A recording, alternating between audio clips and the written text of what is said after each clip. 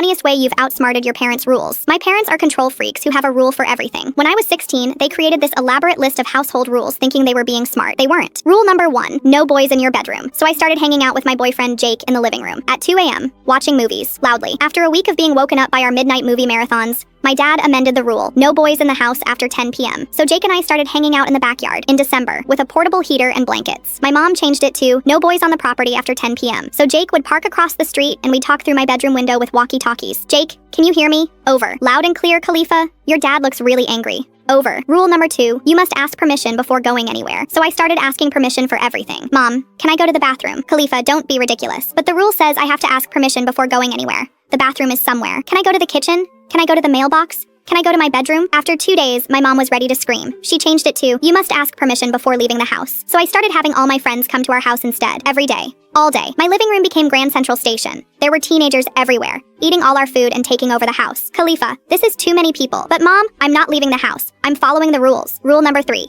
no phone during family dinner. So I started bringing a tablet instead. Khalifa, put that away. It's not a phone, Dad. The rule specifically says no phone. He changed it to no electronic devices during dinner. So I brought a book and read it at the table, out loud. Chapter 12. The vampire's passionate embrace left Bella breathless as his cold lips. Khalifa, he updated it to no distractions during family dinner. So I started asking really personal questions instead. Dad, when did you lose your virginity? Khalifa, Mom, what's the most embarrassing thing you did in high school? I'm not distracted. I'm fully engaged in family conversation. Rule number 4, curfew is 11 p.m. on weekends. So I started coming home at 10:59 p.m. every single weekend. On the dot. I'd sit in Jake's car until 10:58, then sprint to the door and burst in at 10:59. I'm home. My parents would be waiting by the door like worried prison guards. After a month, my dad said, Khalifa, the spirit of the rule is that you should be home at a reasonable time. But Dad, 10:59 is a reasonable time. It's before 11. Rule number 5, you must clean your room once a week. So I cleaned it every Sunday at 11:59 p.m. loudly. I'd vacuum, move furniture, and blast music. My parents' bedroom shared a wall with mine. Khalifa, it's midnight. Sorry,